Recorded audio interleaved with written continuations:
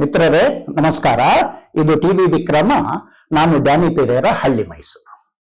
ಇದು ಪಾರ್ಸಿಗಳು ಭಾರತಕ್ಕೆ ಬಂದ ರೋಚಕ ಕಥೆ. ಮಾನವ ಇತಿಹಾಸದಲ್ಲಿ ಕೆಲ ಜನಾಂಗಗಳ ಕಥೆಗಳು ಕೇವಲ ವಲಸೆಯ ವಿಚಾರ ಅಲ್ಲ. ಅವು ಅಸ್ತಿತ್ವ ಉಳಿಸಿಕೊಳ್ಳುವ ಹೋರಾಟ, ಧರ್ಮದ ರಕ್ಷಣೆ ಮತ್ತು ಮಾನವೀಯತೆ ಗೆದ್ದ ಕ್ಷಣಗಳ ಸಾಕ್ಷಿ. ಅಂತ ಒಂದು ಅಪೂರ್ವ ಘಟನೆ ಪಾರ್ಸಿಗಳು ಭಾರತಕ್ಕೆ ಬಂದ ಕಥೆ. ಮಿತ್ರರೇ, ಇಂದು ಇರಾನ್ ಎಂದು ಕರೆಯಲಾಗುವ ದೇಶ ಒಂದು ಕಾಲಕ್ಕೆ ಅದು ಪರ್ಷಿಯಾ ಆಗಿತ್ತು. ಅದು ಒಂದು ಕಾಲದಲ್ಲಿ ಜರಾತೃಷ್ಟ ಜನಾಂಗದ ಕೇಂದ್ರ. ಅಲ್ಲಿ ಅಗ್ನಿ ಪೂಜೆ, ಸತ್ಯ, ಶುದ್ಧತೆ ಮತ್ತು ಧರ್ಮ, ನೈತಿಕತೆ ಜೀವನದ ತಳಹದಿಯಾಗಿತ್ತು. ಪಾರ್ಸಿಗಳು ನಂಬಿದ್ದದು ಒಂದೇ ಮಾತು: ಅಗ್ನಿ ದೇವರು ಅಲ್ಲ, ಅದು ಸತ್ಯದ ಪ್ರತೀಕ. ಅದು 7ನೇ ಶತಮಾನದ ಕಾಲ. ಅರಬ್ಬರ ದಾಳಿಗಳು ಅಲ್ಲಿ ಆರಂಭ ಆದವು. ಇಸ್ಲಾಮಿಕ್ ಆಡಳಿತ ಪರ್ಷಿಯಾದ ಮೇಲೆ ಆವರಿಸಿತು. ಧರ್ಮ ಬದಲಿಸುವ ಒತ್ತಡ ಬಂತು. ಪಾರ್ಸಿಗಳ ಅಗ್ನಿ ಮಂದಿರಗಳ ಧ್ವಂಸ ಆಯಿತು. ಆಗ ಅವರ ಮುಂದೆ ಇದ್ದದ್ದು ಎರಡೇ ಮಾರ್ಗ: ಒಂದು ಧರ್ಮವನ್ನ ತ್ಯಜಿಸುವುದು, ಮತ್ತೊಂದು ಅವರ ಭೂಮಿಯನ್ನೇ ತ್ಯಜಿಸುವುದು. ಅವರು ಆಯ್ದುಕೊಂಡದ್ದು ಎರಡನೇದು. ಅಪಾಯ ಮತ್ತು ನಂಬಿಕೆಯ ನಡುವೆ ಕುಟುಂಬಗಳು, ಮಕ್ಕಳು, ಹಿರಿಯರು ತಮ್ಮ ನೆಲವನ್ನೇ ಬಿಟ್ಟು ಸಮುದ್ರ ಮಾರ್ಗದ ಮೂಲಕ ಆಶ್ರಯ ಪಡೀಲಿಕ್ಕೆ ಹೊರಟರು. ಕೈಯಲ್ಲಿ ಆಯುಧಗಳಿರಲಿಲ್ಲ, ಸಂಪತ್ತಿರಲಿಲ್ಲ, ಆದರೆ ಒಂದು ಪವಿತ್ರ ಅಗ್ನಿ ಮಾತ್ರ ಜೊತೆಯಲ್ಲಿತ್ತು. ಅದು ಆರದ ಹಾಗೆ ಅವರು ಸಮುದ್ರ ದಾಟಿದ್ರು. ಹಲವಾರು ತಿಂಗಳುಗಳ ಕಾಲ ಪ್ರಯಾಣದ ಬಳಿಕ ಅವರ ಕಣ್ಣಿಗೆ ಕಂಡದ್ದು ಭಾರತದ ಕರಾವಳಿ. ಗುಜರಾತಿನ ಒಂದು ಪುಟ್ಟ ಪ್ರದೇಶ ಸಂಜನ. ಅಲ್ಲಿ ರಾಜನಾಗಿದ್ದವನು ಜಾದಿ ರಾಣ. ರಾಜನ ಬಳಿ ಬಂದ ಪಾರ್ಸಿಗಳು ಆಶ್ರಯ ಕೇಳಿದ್ರು. ಆದರೆ ರಾಜನ ಮನಸ್ಸಿನಲ್ಲಿದ್ದ ಪ್ರಶ್ನೆ, ಇವರು ಬಂದ್ರೆ ನಮ್ಮ ಸಂಸ್ಕೃತಿ ಉಳಿಯುತ್ತಾ ಅನ್ನೋದು. ಅದಕ್ಕೊಂದು ಪರೀಕ್ಷೆ ನಡೆಸಲಾಯಿತು. ಬಂದವರ ಎದುರು ಹಾಲಿನಿಂದ ತುಂಬಿದ ಪಾತ್ರೆಯೊಂದನ್ನ ಇರಿಸಲಾಯಿತು. ಅದರ ಅರ್ಥ, ನಮ್ಮ ದೇಶ ಈಗಾಗಲೇ ತುಂಬಿದೆ, ಇನ್ನು ಇಲ್ಲಿ ಅನ್ಯರಿಗೆ ಜಾಗ ಇಲ್ಲ ಅನ್ನೋ ಸಂದೇಶ ಅದಾಗಿತ್ತು. ಪಾರ್ಸಿಗಳ ಮುಖಂಡ ಮೌನವಾಗಿ ಆ ಹಾಲಿನ ಪಾತ್ರೆಯೊಳಗೆ ಸಕ್ಕರೆ ಹಾಕಿದ.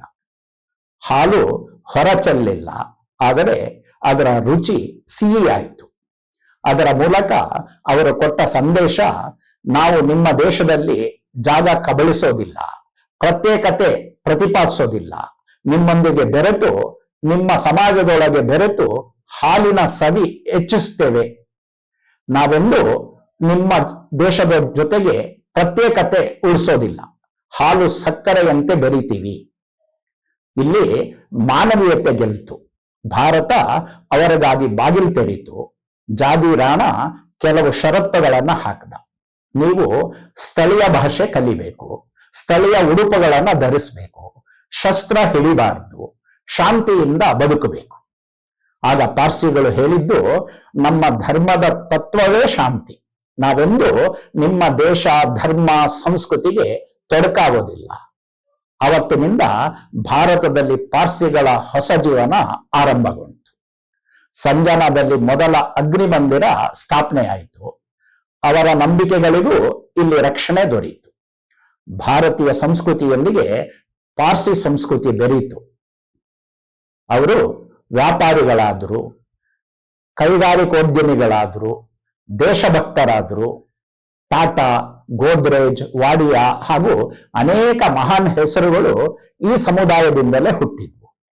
ಪಾರ್ಸಿಗಳಿಗೆ ಭಾರತ ಕೊಟ್ಟಿದ್ದು ಕೇವಲ ಆಶ್ರಯ ಅಲ್ಲ, ಭಾರತ ಮತ ಸಂಪ್ರದಾಯಗಳನ್ನ ರಕ್ಷಿಸಿದ ನೆಲ, ಗೌರವ ಕೊಟ್ಟ ಪುಣ್ಯಭೂಮಿ, ಅಸ್ತಿತ್ವ ಉಳಿಸಿದ ತಾಯಿ. ಪಾರ್ಸಿಗಳು ಕೂಡ ಕೊಟ್ಟ ಮಾತಿನಂತೆ ನಡೆದುಕೊಂಡ್ರು.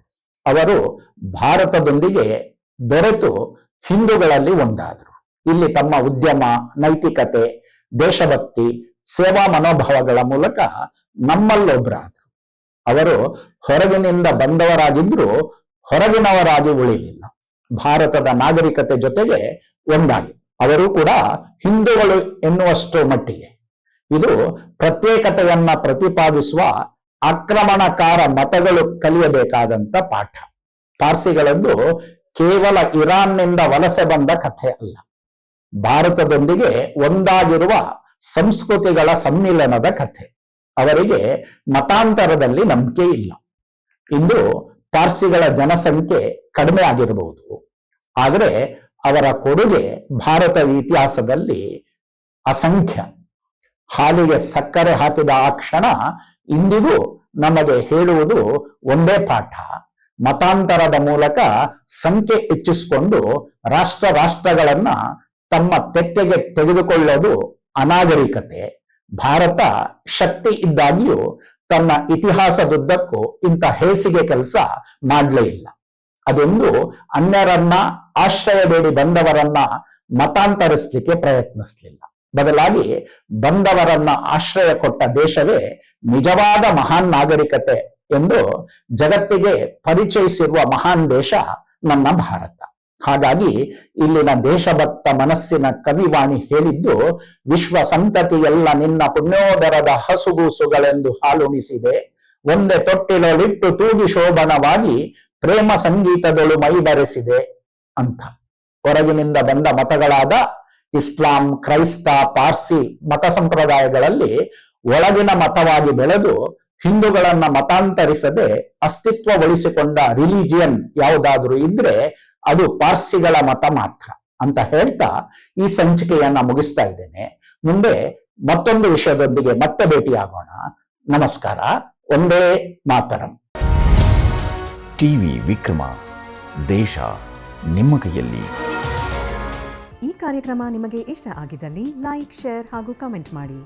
ಟಿವಿ ವಿಕ್ರಮದ ಕಾರ್ಯಕ್ರಮಗಳನ್ನು ನಿರಂತರವಾಗಿ ವೀಕ್ಷಿಸಲು ಸಬ್ಸ್ಕ್ರೈಬ್ ಮಾಡಿ, ಬೆಲ್ ಐಕನ್ ಒತ್ತಿ.